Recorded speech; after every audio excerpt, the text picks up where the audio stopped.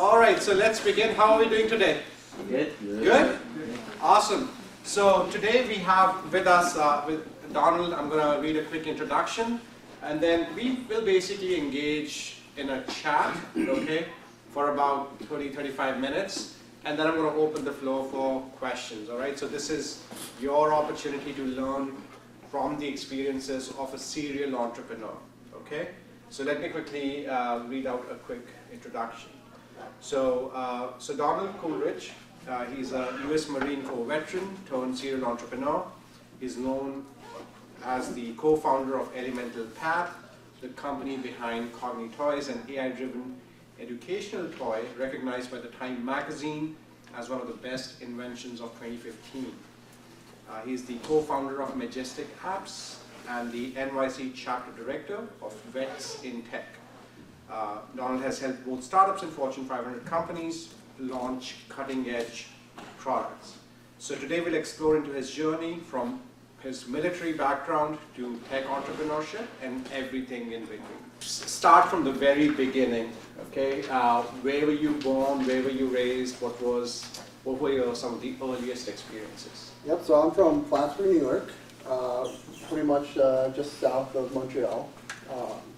And I went to St. Rose in Albany, and then Plattsburgh State, and my master's is from John Jay College in the city.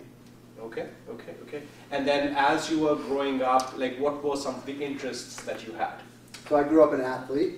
Thought I was going to play for third base for the New York Yankees. Didn't really work out. But yeah, always just motivated by competition. So I'm ruthlessly competitive. Mm-hmm. That's stayed true really through my whole life, and I think it's really helped me get ahead. And I always found out that if I outwork people, I usually beat them in the long run. Yeah, and then when you were a kid, if you recall this, can you recall any instances of that competitive spirit that you had? Yeah, so I just recently got inducted into my high school athletic hall of fame, and my coach, to start his induction speech, mentioned that I was a kid that he'd see riding his bike from ballpark to ballpark with like my bag on my back, you know, just trying to play as many sports and as many games as I could. Mm-hmm. When I was in Little League, I was probably like an average athlete. There was a lot of people that were more talented than I was. Mm-hmm. And then as I started to get a little bit older, more experience with my belt, I just kind of excelled in sports and became pretty much the top athlete in the area. And just for context, is this the late 1980s, early 90s? I mean, I'm pretty old. That's quite right. So I was born in '85. This would be essentially 95, 2000. I graduated high school in 2004. Okay, great. Then I played college baseball and then semi-pro football. And as you were demonstrating this competitive spirit, on the playground, what about academics? What was your? I was awful. Okay, so elaborate on that. So I was really good at sports, and I sucked in school, and did okay in high school. Then got to college, playing sports, really liked it, and I got kicked out of school like 2 or 3 times. And why? Poor grades. Okay. You know, like to hang out with people and play sports, and really, my mentality was to focus on sports and be the best I could, and I didn't really make the connection I could be good at both. So I did join the Marine Corps, went to boot camp, went to a year of college, year of boot camp, came back to year of college, and then deployed to Iraq, and basically thought I was done with school and done with sports, and I was out in the middle of the desert in the 50 cal turret one night, just alone as everyone's like sleeping, and kind of just made the decision that I'm gonna go back to school, finish, and do really well. So that deployment ended, came back, and carried a 4.0 through the rest of my college, both undergrad and grad school, and did really well in sports. That's awesome. So help us understand this transition into the Marine Corps. Like, what was your motivation? Why did you choose that path? So the Marine Corps has really hard boot camps, and it's competitive as well. Sort of best of the best. So I wanted to challenge. Well, one, I wanted to get my shit together. Thought it'd be a good way to get some of the discipline that I was missing. So were you getting into trouble when you were? I wasn't getting into trouble. I just wasn't focusing. Okay. Or I was focusing on the wrong things, you know. Okay. And so the Marine Corps boot camp obstacle courses are really tough, and I wanted to do those. So went to boot camp, did really well, and just And realized. actually help us understand, I mean, some of us already know, but if you get some context, what were some of the drills that you had to do? Right. Anyone see Full Metal Jacket? I mean, it's miserable. So it was 3 months of hell. You know, for the final training, I remember being out in the middle of the night, soaking wet, laying down. It's like they're simulating explosions going on overhead. I'm just laying on, what did I get myself into? Yeah. But you also it adds some context to life and what's important. Yeah, and the training they gave. So after boot camp, went out. I'm an 0311 infantry marine. Got trained intelligence, and then in my Iraq deployment, I was flying drones and doing biometric scanning. I was like a 19-year-old, maybe a 20-year-old, and this is before drones and biometric scanning was a real thing.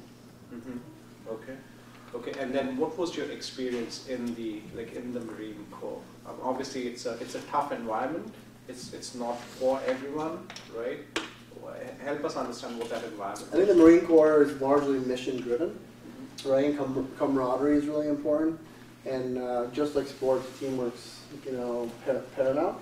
And so, like this regimented training, but also like eyes on the prize, eyes on the goal. And a lot of times you plan a mission, you have an outcome, like take this objective, take this city, whatever it is, and then you work backwards to figure out what the steps are to get there. Sure. And then I use that sort of similar model in building companies as well. So I use a lot of that today. So when I'm planning, so Majestic, we've been around for 15 years. We build big scalable technology platforms. Like IBM, Citibank, Chase Bank, working with the Yankees right now, sort of early stage. I'm a big sports fan, so it's an awesome project. But so in figuring out what we're going to build and how to scale it to millions of people, you have this big objective at the end, and you have to figure out actually how to get there, how to budget it, how to plan it, how to build a team around it. So a lot of that initial training, it's not exactly the same. But maybe the skill sets were learned. I think a lot about in frameworks and structures. Yes. And nothing's ever going to be the same. And you don't want to replicate exactly what people do anyway, but people have done things, proved success, there's structures and things, so you can essentially build a framework or structure and then make it your own. Yeah. And again, we'll venture into your entrepreneurial experience in just a bit, but I wanted for you to tell us, when you were in the Army, in the Marine Corps, did you demonstrate the entrepreneurial mindset in there? Okay, if you can relate some experiences. And I think I've been entrepreneurial my entire life, but never really realized it until relatively recently, looking back. I've always been a builder and a hacker, and I like to build stuff. More businesses than like physical things, but I can think in high school, I figured out that there was car auctions where you could actually go and buy cars and resell them. And so I did that, and then... When you were in high school? When I was in high school, Okay. like really cheap. I knew a mechanic and how to fix it. And then after I did it with 3 cars, I got told that you need a dealership license to do more. So that business was done. And what was the motivation at that time for you? Money. Okay. Like opportunity, and I think at this point, I hadn't really built enough businesses to recognize like how to grow a business or scale it, or how to like recognize what might be some hurdles to that business. So I never thought to look into, can I repeat this? Was it scalable? So went, saw a car I wanted, bought it, sold it, flipped it. I was like, hey, this made some money there. Like, I can do this multiple times, but I couldn't from a legal perspective without a dealer license. Right. And then when I was in Iraq, I was at Al Anbar, which is one of the biggest military bases in Iraq, and units were always coming in and out. And what I saw happening was a unit would come in, they would land, and they would buy TVs or mini fridges or things, for their year-long stay, PlayStations. When they left, they can't take it with them. They would throw them away essentially. And so I would go to the units as they were leaving, buy these things for like $20, $30 when they were, they might cost $300-400, and then resell it to the units that had just arrived. And that was a little mini business while I was in Iraq. So I would be like driving on Humvees with TVs in it. Yeah. And was this your idea, or did you see someone? No, it was my idea. And then I got like some of my team members involved to help me out. But totally organic and was a way to make some money.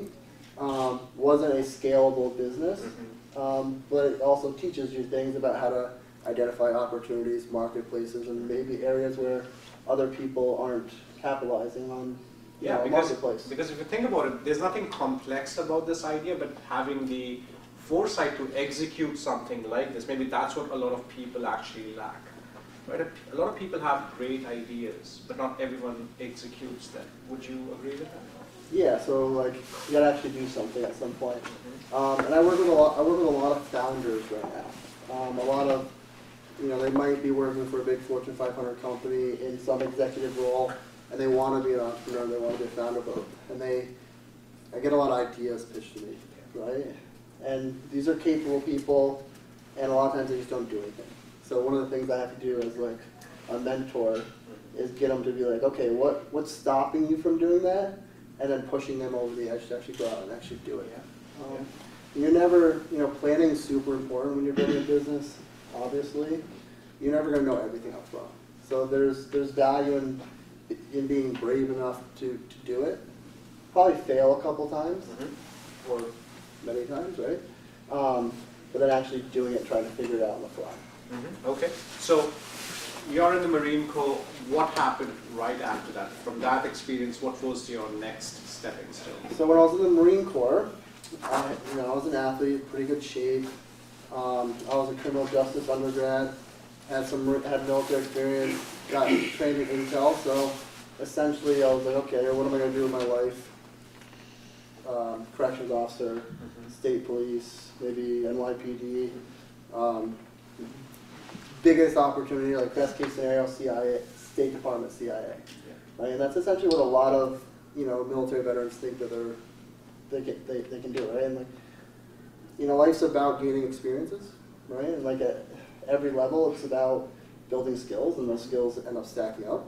So I was like, all right, I can probably get a job being, and they're really good jobs too, right? Being a state police officer, I thought that's what I was going to do, so I went to grad school for international law and social justice with a certificate on terrorism. So, John Jay, was a great program, and it just didn't happen that way. So, ended up, one of the guys I was in the Marine Corps with went to Iona, so was in the computer science program, and he was doing some stuff for his grad program, and I was like, hey, can I market? He built a couple small apps, and I was like, hey, can I market these for you? Yeah. Like I'll make some graphics, I'll post on social media. Started to do that, and I started to get some traction. And what year is this, approximately? This is 2010.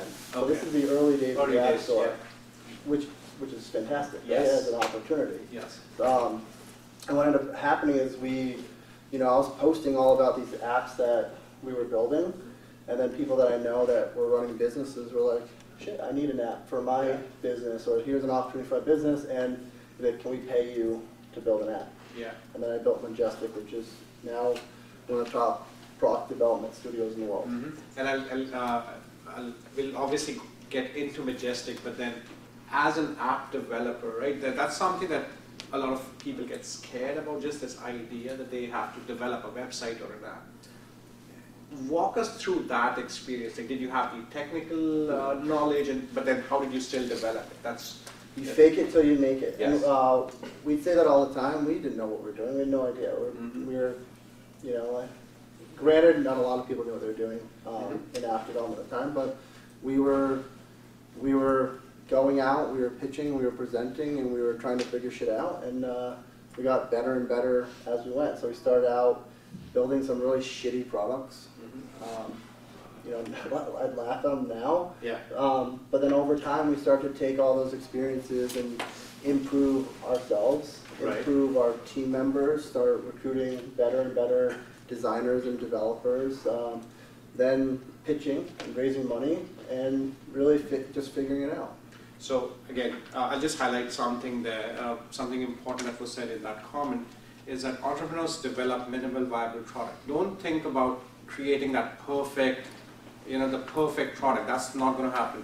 Develop a minimum viable product, something that kind of does the job, but that helps you gain valuable feedback from your customers, right? That's what, so in design thinking, we go about prototyping and testing.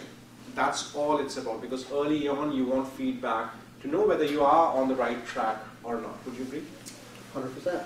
Yeah. Like all day today, working with some of my clients, a lot of times we're building stuff from scratch, right? And they're coming in, they're saying like, they might have a business already, or they might have this big grand idea, and to build the perfect thing, it's going to cost millions of dollars, right? It'd take forever. Yeah. It's like, it's never going to work that way. So like, they're gonna want to test something out, Yes. small budget, prove that it's valuable to them, and that their customers like it. So yeah, building MVPs. I mean, I talk about it all day. And there's another term now that's used a lot. Have you heard of MLP, most likable product? Yes. That's becoming more and more popular. So minimum viable product, right? And that if I was building something today, I'd start with an MVP because I like to be as lean as possible, not raise money until I have to, and then actually iterate in the market. But there's a nuance to that. A lot of people are now saying most likable product, so it's like an MVP plus. Yes. And it's like, what's the minimum viable product that your customer's still going to really like and latch onto? Exactly, yes. And again, the idea there still is you're trying to understand your customer. Like, what exactly do they want? Because at times your vision might be slightly different from what they actually require. That's what we learn in the design thinking process, because eventually we have to sell to them. And I think with MVPs, what you're trying to get is, so like bells and whistles can always be added later, but that doesn't like prove that your core feature set works, right? Exactly. And it's sticky. So just focus on what your core feature, and that's the same, even if it's not I mean, I don't know if anyone here wants to build like traditional companies or actual like tech platforms. They're very different, but they both have the same similarity that you have a core thing you're selling, core thing you're doing, and that's going to be the most important, and that you need to keep yourself focused on, because as you start like grasping for straws or trying to satisfy everyone, you lose the vision of what you're doing, Yes. and you can never support that. Like growing it. Absolutely. And I've made that mistake over and over again. And Okay. as a founder, it's really easy to lose sight of what the reason you started it with. Yes. And the AI company you were talking about that I built now 10 years ago, it was really cool. And it was before AI was really a thing, so we had to build everything from scratch. And we get interest, like we sold into, we didn't know what we were doing again, right? Again, we went into an industry, it was a connected device with an AI cloud platform that could teach and entertain kids. It was like Siri for kids, and this was 10 years ago, in a toy form factor. And we got interest. We launched a Kickstarter, raised... If I may ask, what was the motivation behind this idea? Because you could have done so many other things too. Yep. Why this specific idea? So we found out that IBM was trying to commercialize their Watson technology. Watson was, at the time, one of the most popular AIs in the world. They had trained it to play Jeopardy, and it beat Ken Jennings, the Jeopardy champion. And we kind of had like a pipeline into the IBM thinking. Okay. And we knew that they were going to try to commercialize it, and that we could get in early, pitch them, and they were likely going to latch on because they wanted people commercializing their technology. Okay. And we were right. So that happened. They launched a hackathon, essentially, the IBM Watson Mobile Developer Challenge. So there was like 5,000 entrants, and we were the grand prize winner of it, with a toy that could teach and entertain kids using Watson AI. And the reason we pitched that is one of our clients at the app development company was a big toy company. So we had experience building toys and launched into some stores. And it was different than IBM's a very corporate company. Yes. Selling cloud services and other sort of boring. And it's an old company, so it's been there for since the 1960s, 70s. It's an old company, old culture. And what you're trying to do is something very, very in the trend right now. So even 10 years ago. Either they're going to say this is really stupid, we don't do that. Yeah. Or they're going to latch on to this tangible toy. Yeah. As everyone else is selling cloud software and services and the same thing that they do over and over again. Exactly, and then even with the toy, it's like more customer facing as opposed to what IBM probably generally does, which is more, organization facing. So this IBM generally sells its solutions to other large organizations. But where you and your co-founders come in is, okay, let's actually leverage the technology but make it consumer facing, which is a totally different business model. But therein lies the difficulty to convince a company like IBM to actually do that, because that's not something that they traditionally do. So that's great. And then I think, so one thing is very clear from our conversation so far, you're clearly very disciplined, very driven, very competitive, and you have been a serial entrepreneur, and we'll get into the companies in detail in a bit. I want to understand, and you said you don't necessarily have a technology background. I mean, I do now. You do now, right? Yeah. But then how did you find the confidence to still start companies that do have a heavy technology bent to them? Well, if I did what I was supposed to do, I'd be a corrections officer or a cop. Yep. And I kind of knew that I wanted to aim high and build stuff, right? And Yeah. I knew that I was confident enough that I can figure stuff out. Right. Now that doesn't always play really well, and I think a good lesson here, when we won that competition, we didn't have the resources to actually build it. Mm-hmm. So what are we going to do now, right? We had to go out, raise money, and convince people to now invest in that company, money that we didn't really have anything, Yep. and then grow it. And with fundraising, you're convincing people to give you $100,000, $500,000, $1 million of money to build something that's likely going to fail. And I would tell people, there's a 1% chance this is going to exit for $100 billion, but we exit for $100 billion, we're all in really good shape. Right? Yeah. Investors that risk reward is appealing to them. So. And did you have a story at that, because I'm sure you didn't have any sales or revenues at that point, so you just had a story and you leveraged that. Yeah, we had the IBM partnership. Right, which is big. So Yeah, which was strategic. Yes. But with that being said, my co-founders and they're engineers. Mm-hmm. And I'm the no-code CEO. So I'm the CEO of an AI company that has no idea how to code, right? So but they code. Yeah. So that's not my role. My role is then to go out and raise money and sell the vision, sell the plan. Absolutely, and again, this is something extremely important for everyone to understand. Find people, find co-founders who have different skill sets than your own, okay? If you just and most likely you'll hang out with people who are similar to you, right? So you have to actually go outside your networks at times to find people who do not share your skill set, so that as an organization, as co-founders, you can tackle all the different aspects of the business. Would you agree with that? 100%. Yeah. So, yes, go ahead. So it's kind of like the same thing as finding someone who complements your strengths with their weaknesses and Exactly. Yes. That's how it should be.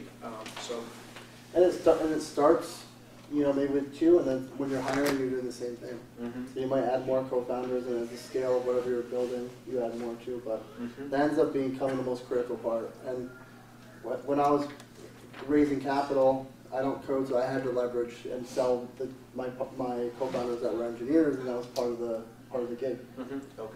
Good. So let's actually do this. If you can help us understand what Majestic is, what exactly the company does, the scope of the organization. Yeah, sometimes I don't really know. So Majestic is 15 years old now. It started out as an iOS app development company, and we started to grow it.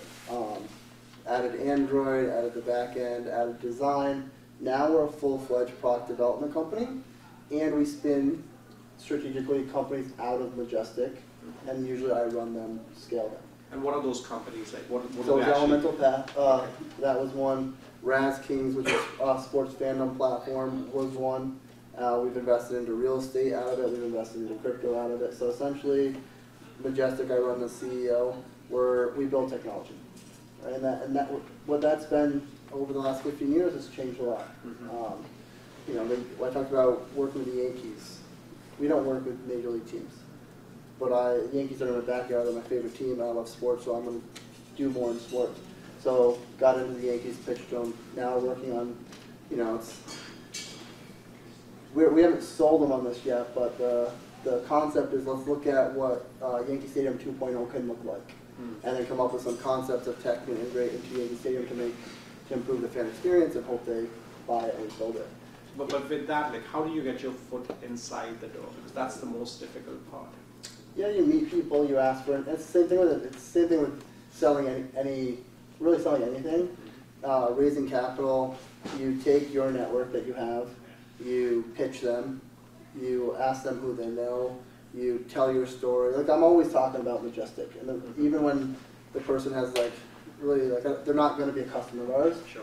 But because I hope that they're like, oh, I have someone you should talk to. Yes. Right, and that's sort of how you use your network and you grow it. And it was the same thing with the Yankees deal. I think I pitched a client out of Australia who's building it's a rugby merchandising company. We're going to build some generative AI merchandising platforms. Didn't work out, but then I met a guy at the Yankees who's in the fan experience department and was like, you know, I'd love to come explore what you guys are doing at Yankee Stadium for technology. Kept it like a low ask, Right. because if I was like, hey, can you bring me in so I can pitch you and your bosses? He'd be like, yeah, no thanks. Yeah. So then built the relationship and then got to a point where it's like, you know, we should talk about what we can do better here with tech. We're also, you know, a big part of what I'm building right now is a bigger sports department.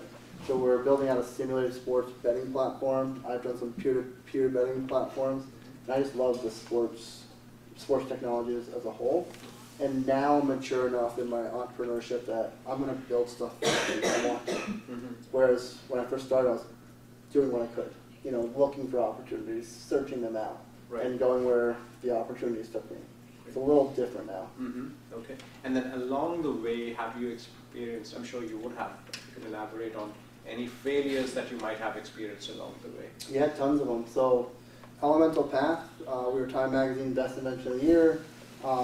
You know, we raised $10 million in funding, sold into Toys R Us, Amazon, Target, Walmart, sort of you name it, and we didn't exit.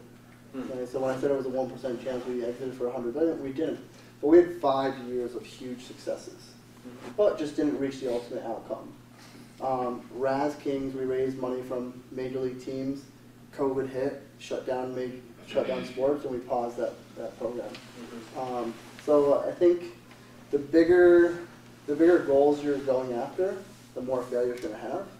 And, you know, like I want to build billion-dollar companies. So generally want to build billion-dollar companies. I do have a traditional business as well and some real estate. But those things from zero aren't likely to get there. But if they do, that's a hugely positive outcome. So I've failed, and we've had a lot of investments fail. So these are investments where we just, you know, invest capital or services, right? And I think out of 20 investments, we probably have 2 successful investments. Profitable, but you know, 18 out of 20. But then, but I'm assuming they're offsetting the losses for those 18. They do, but until you get that first one, it doesn't offset anything. Yes. But you kind of understand, it's the same thing. We want those investors going out and trying to build a billion-dollar company. You know, and then you also have you have mini failures, mini successes too, and it depends on how you judge those things. Are you looking at it, you know, if we looked at it in Element's Path the first couple of years, huge successes, right? And then we didn't exit. And then we raised a lot of money, but I probably had 200 investors tell me to get out. And then do you still have to pitch your idea on a regular basis to investors? Is that something you do? So right now, I'm more pitching projects. Okay. These are through Majestic. And we're not actively working on a startup. However, I also, I love sports. I own 2 sports card and memorabilia shops, also Pokemon and other things. We do player signings, athletes. It's more traditional business. We grew that from nothing to each store does over $1 million in revenue a year now. Very traditional business, but also completely different than what I do in tech, because tech's highly scalable. You don't talk to your customers, whereas the stuff we're doing in the traditional stores, hyper local, people are shopping within a 20-mile radius. And there are just 24 hours in a day, so how do you navigate all of these different ventures? Well, I'd probably be doing all of them better if I focused more. Yeah. Right? And I guess that's a part of the entrepreneurial bug too, is you jump around and sometimes certain things pique your interest more than others do. Right. You know, Majestic, we have 35 employees, so we're a little bit more stable, and I can pick and choose and leverage my team more, and you know, essentially come in and pitch the bigger projects and work on higher level things. And then with the other stores, I've also put a framework in place where they're managed by, you know, full-time employees, and I have part-time employees, and it's not rocket science, so I can come in, check in, you know, shake hands, kiss babies, and then go back and jump around. Yeah. And I really like crypto, so I spend a ton of time in crypto. Do a little bit of real estate, which is just a huge pain in the ass, so I wish I never did it, but that's also super interesting too. Okay, great. So something that I was thinking about is like, this is what most successful entrepreneurs, successful executives, or just successful people in general have to grapple with. If they have their own vision, because unless you have that vision, it's unlikely that you will be successful. So you have to be driven by a certain vision. That's on one side.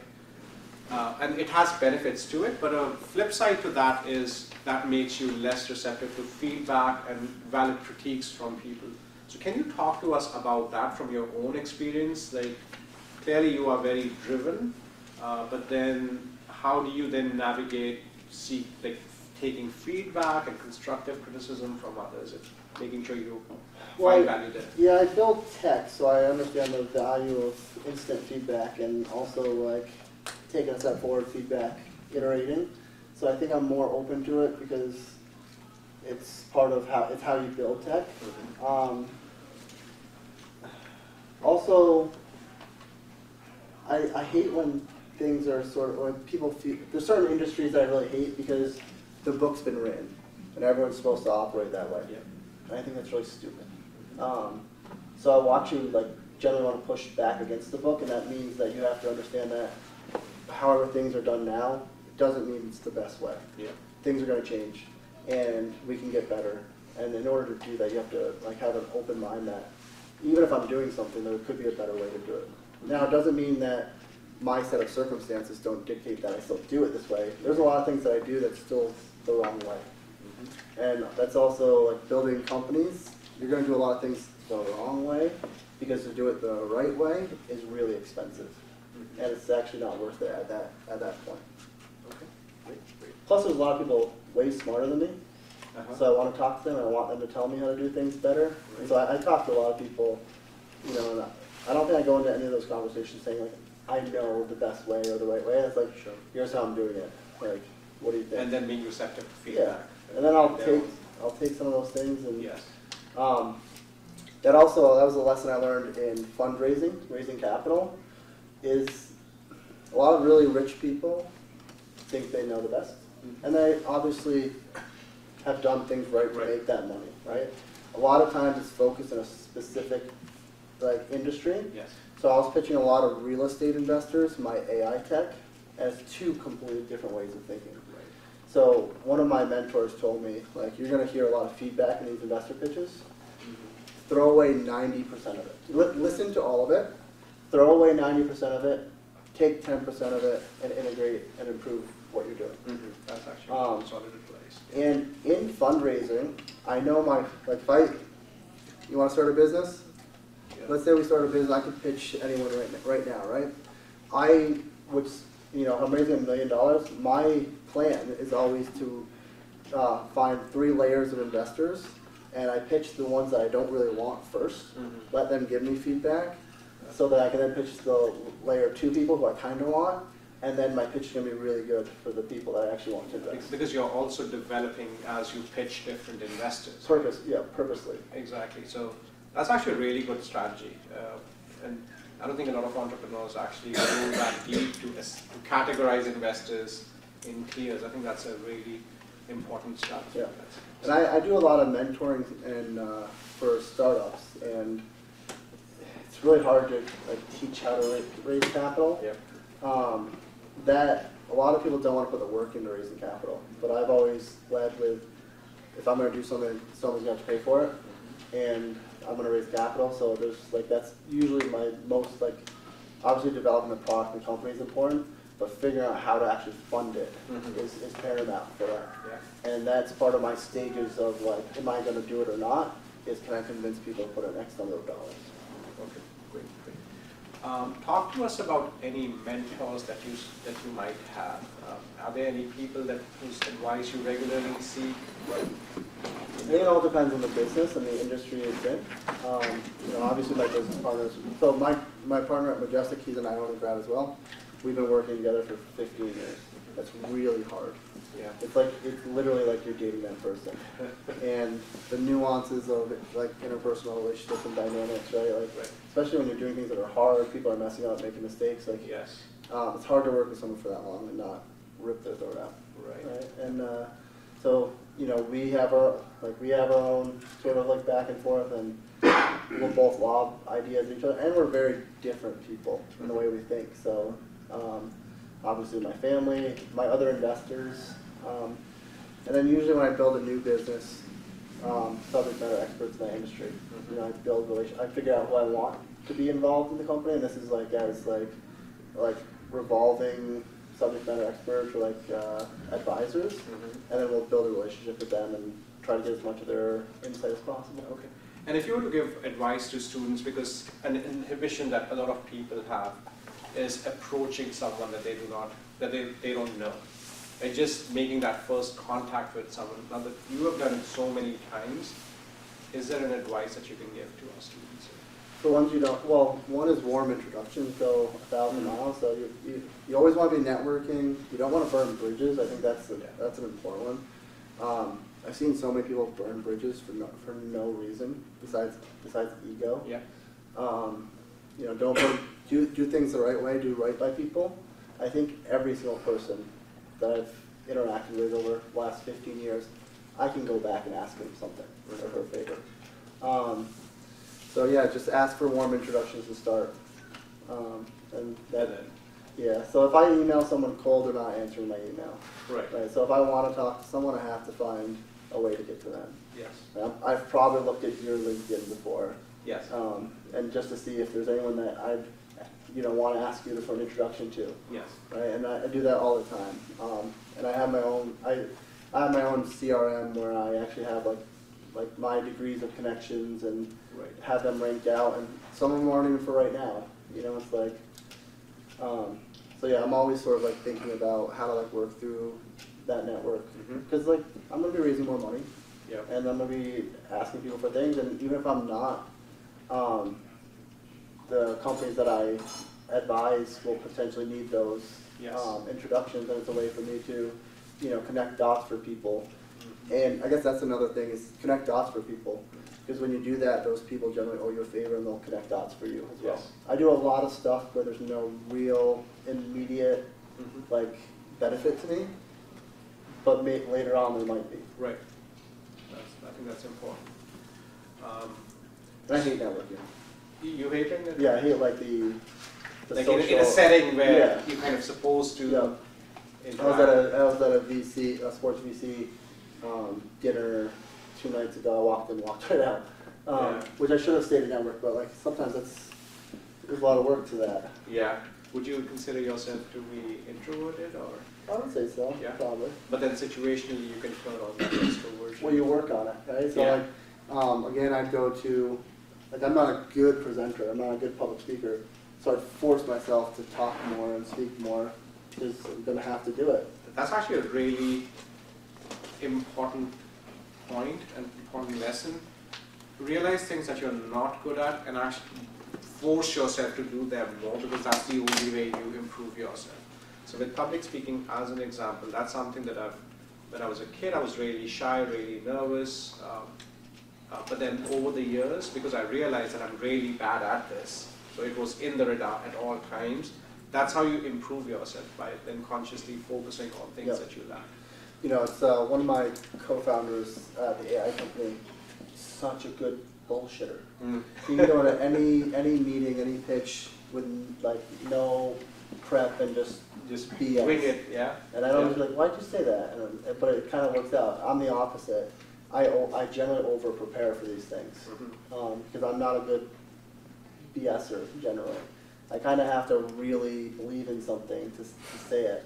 That's been one of the difficult parts for me in selling some of the stuff I sell. Because once someone's like, yeah, I don't really want it, I don't push hard because I want it to be a mutually beneficial sale. Right. And if they don't think they need it, even if I believe, then I don't really push them that hard. So I over prepare, and that helps me build my confidence and do a better job. Very good, very good. Actually, that's a key word that you just mentioned, confidence, because that's something I would like to highlight in front of the students too.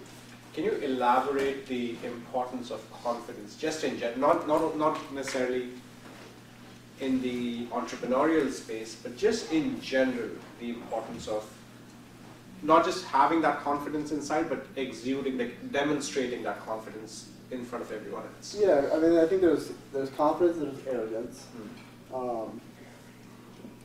I don't like to invest into arrogant entrepreneurs, even though it might work out for them. Confidence is important because it means they believe in it, means they're going to work towards it. And then there's sort of like a layer down, which is like some confidence, but the ability to recognize what they don't know, and then have the confidence and capabilities to go out and find the answers to that too. But yeah, I mean, for me, confidence is really important because if I'm not confident in something, I'm going to do a shitty job at it. But I've always been extremely confident in myself that I can figure stuff out. And again, I think part of that was realizing that if I outwork people, put in more than they did, I'd be better than them after. But yeah, that was something, you know, we mentioned the building an AI company, but I don't code. There's some times where I'd be pitching serious tech investors and they ask stuff and I have no clue. Yeah.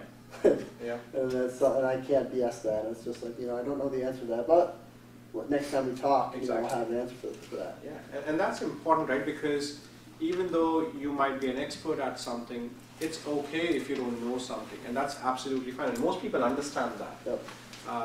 A lot of people stumble when that kind of a question is asked. But if you're confident, you will be able to convince them that, hey, I do not have the answer right now, and I don't want to just make something up for me to save face right now, but I will get back to you with a proper response later. Yeah, I think if someone if someone senses you're lying to them, that ruins everything. Yes. You don't need to know everything, especially if you're building a company. You don't know everything. And as human beings, we actually get that sense from body language as well. It's not necessarily what you speak. It's very evident in body language too. Yeah. So again, you know, it's in your best interest to, you know, to be confident, but then present only what you know, right? That's because people pick on these subtle cues. Yeah, and in fundraising, it's totally okay to say like, we don't know the answer to this yet. Yes. And it's actually not even that, like, it's in the back of our mind, and at this point, that'll become more relevant. We'll do more work there and figure that out. But these 10 things are so much more important right now that we're focusing on. And then just the way you phrased this response, that, you know, gives respect to the person who asked that question. It validates that this is an important question that we should be thinking. We just haven't thought of it yet. Yeah, we're not unprepared. Yeah, exactly. So that's good. Okay. So I think I'll just, in the interest of time, I'm going to ask you my last question, and then we'll have a Q&A with the students. So if you were to look at the next 3 to 5 years, professionally, but also personally, what are some of the goals that you have set for yourself?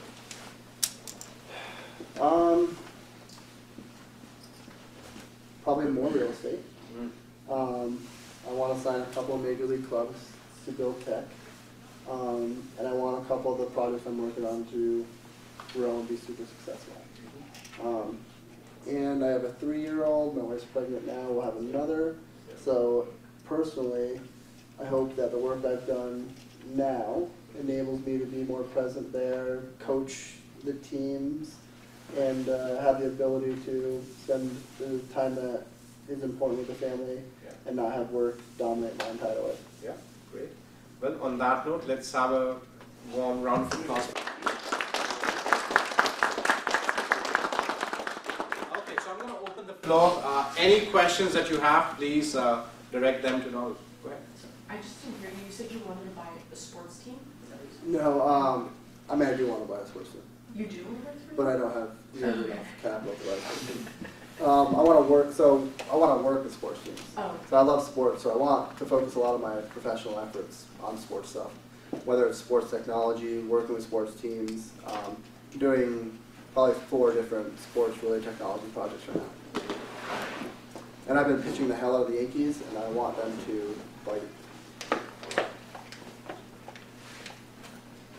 You said you were totally different perspective and mindset when you went into grad school and you got finished with 4.0. What were like some of the habits you, if any, that you developed and like changed from undergrad to grad? It was just focus on what was important to me. So in undergrad, it was really about, well, my first two years of undergrad was just about sports. Mm-hmm. And after, like I had that eureka moment in Iraq where I was like, you know what, I'm not going to play for the Yankees. So I'm going to focus on my career, and I'm going to build skills, and my education is going to be crucial to that. Yeah. And so undergrad, it's the same thing. I focused, put more effort into it, and I sort of shifted my competitiveness just from sports to schooling as well. So would you say that was like a little bit of a sacrifice on your sports side, or were you still like kind of putting the same amount of effort into sports? You just like balanced it out. I did better in sports as well. Oh really? Yeah. Yeah. So undergrad, I owned almost every top 3 in almost every offensive category, and it was literally just mindset, focus. I find it interesting that your background in the Marines, Yep. did you say, and you're also an athlete. I'm also an athlete, and I What sport? enjoyed like cross country and track and field. And I was in the British Army Cadets for 5 years as well, so it's like interesting to look upon that. I know it's not the same as the Marines, but did you find that like the regimental like discipline that you went through as an athlete and as like in the Marines like translated in your entrepreneurship like pursuits? Yeah, I think they all support each other really well. Yeah. So the Marine Corps is pretty simple. You do what you're told. You don't do stupid things, and you put effort in. And that was actually made it really easy for me to just get promoted and for people to trust me, and that made promotions easier too. And then entrepreneurship and business is the same thing. No one wants to be working with people that half-ass things, that aren't reliable, that aren't responsible. So yeah, they all support each other. And I think I'm a really good entrepreneur because of the sports and Marine Corps experience, or military experience. It's just it's a way of thinking, like sports, I'm a team player. Like I want to win. I don't care what my personal stats are necessarily. Like it's about winning, and if I have to sacrifice my stats for winning, I'll do that. And that's professional career too. Like if I'm arrogant and self-centered and just care about my personal accolades at work, our company's going to crumble. Also, military opens up a ton of doors. So if a lot of people respect the military. So when I get introduced all the time as a veteran founder. I run Vets in Tech. I give back to veterans. Vets will introduce you to other vets usually pretty easily. Yes. So it has been a benefit, professionally in a huge way. What type of sports are you interested in, and what other team clubs would you like to work with other than the Yankees? So I'm a Giants fan. They suck, but I'm still a Giants fan. So we're working with the Marlins as well in a smaller capacity. Yankees are my number 1. I think doing something with the MSG would be really, really awesome just because of the venue. And then trying to work on some soccer stuff as well, because I think it's a really unique area of growth as we lead into the World Cup. Yeah. Doing some pickleball stuff too. Me personally, my favorite sport is soccer.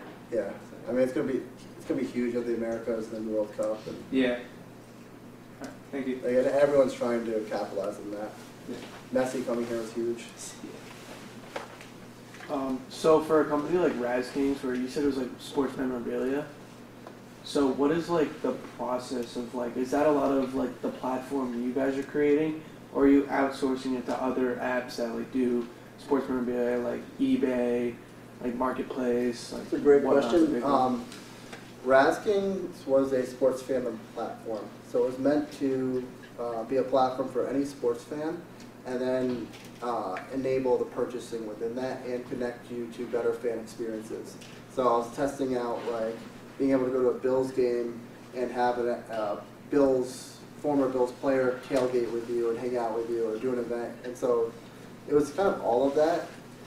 We were going to bring in all of the marketplaces on our own system because we wanted to replace eBay, replace, say, Fanatics.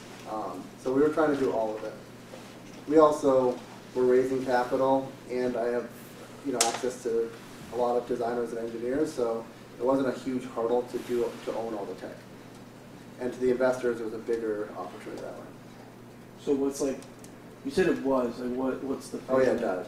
Oh, okay. So we had raised capital from some of the teams, and then COVID hit, shut all sports down, and that was a crazy time. That interrupted a lot of business. There was unit sales and it's weird thinking back on it, but COVID was like a dramatic. So many businesses never recovered after that. Mhm. They're just gone. Yeah. Luckily, we're tech, so everyone works remote anyway. But yeah, COVID basically killed Raskings. It didn't have to, but I had my first kid moved to the suburbs, moved to Westchester from the city, and that was the genesis to me starting opening the physical sports stores, which kind of replaced, which scratched that itch for the time. Yeah. You mentioned you had mentors. How do you kind of create these relationships, and what sort of like benefit do you see from having these? Yeah, so people like to work on stuff they enjoy. So my mentors, depending on which industry it was in, I would basically find people that were important people in the industry and figure out ways to get to them. And the allure was usually they're like a standard traditional industry and I'm building tech for it. So they thought it was cool, fun, and they could use their 40 years of experience to build a new product or help an entrepreneur. Which now, as I've gotten older, I'm now mentoring like younger entrepreneurs that are doing it for the first or second time because I don't want to just build all the time too, right? At some point you it's an ecosystem, right? I can build one or two things at a time, but there's a lot of cool stuff going on that I want to have I want people to touch, but not be actively involved. Not be up at night when shit goes wrong and crumbles. Does that make sense? So there's no like exchanging money for mentorship. It's just Okay. it's voluntary, or There can be. If that's the only reason they're doing it for me, then they're probably not the right person for me. However, if I have a company formed, I will build my advice. So if I built a company right now, the first thing I would do is that, while I'm planning it, I'd pick 5 or 6 advisors and say, hey, when I form the company and I create a shareholder plan and actually create shares, I'll have an advisory pool of like 2% of the company, and you'll get like 0.25% vesting over 2 years. And that allows me to go out and raise my initial money and say, like, hey, I don't have a team that I'm paying, but it's me and maybe my co-founders, and look at my advisory board of people that are giving me advice and supporting me. And once we raise money, they can, like, this advisor is my tech advisor, here's my retail advisor, whatever they are, they're all strategic. So That's actually a good signaling mechanism to the investors to. Yeah, like, right? hey, give me $2 million. Yeah. It's going to trigger me to start building. Yeah. I'm going to be able to launch my MVP and sell into these areas, and like, here's the person giving me advice here and here and here. So I definitely compensate with advisor equity if it's a company that I'm forming and I'm asking for actual participation. Does that make sense? makes sense. Other questions? So as you're thinking about more questions, I'm going to ask you one. A lot of people have great ideas, right? Almost everyone has great ideas, but very few people execute them. If you were to talk to us as to why that's the case, or how can we overcome this barrier that we have, that yes, I have a great idea, but I'm just not going to run with it, what would you say to that? So I have a lot of entrepreneurs that come to me and they'll say something like, I don't want to share my idea because I'm afraid someone's going to steal it. Yep. And I usually say to them, you know, like, if I have an idea, I pitch it as much as I can. Yes. Because I'm going to build it. It's my idea. I know it. I'm going to build it faster. I'm going to execute on it. And if someone can out-execute me, Yeah. they can go build it. They might as well. So,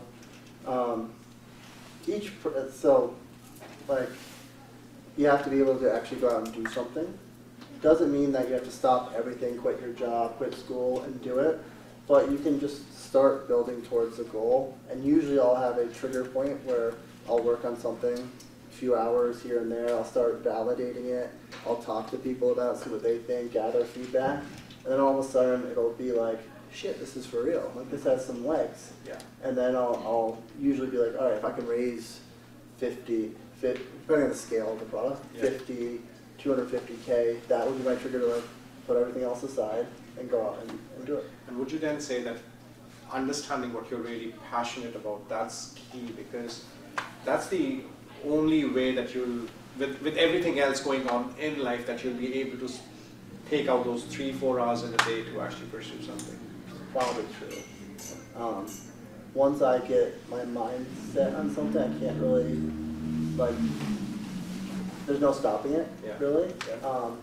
Which isn't always great because I can get distracted that way. Right. But you gotta do stuff that you wanna be, you gotta do stuff that you wanna be working on. Yeah. That's why I'm saying right now I'm focusing on sports stuff because I enjoy it. If I'm chatting with my friends all day and speaking to teams and athletes and players, like, that's awesome, I love it. Right. And I want my kids involved in sports.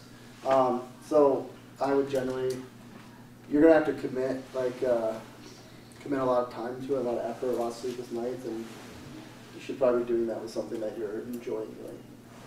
And that's not bullshit, I really mean that. Yeah. I think that's the only way to do it. Yeah. Yeah. And if you don't have that urge, it's just not the right thing. That's great.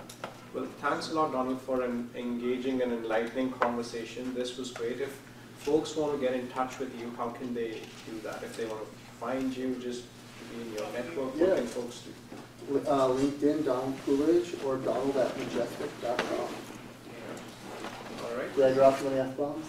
It was good. It was perfect. The right amount. All right. All right. So let's give Donald a round of applause.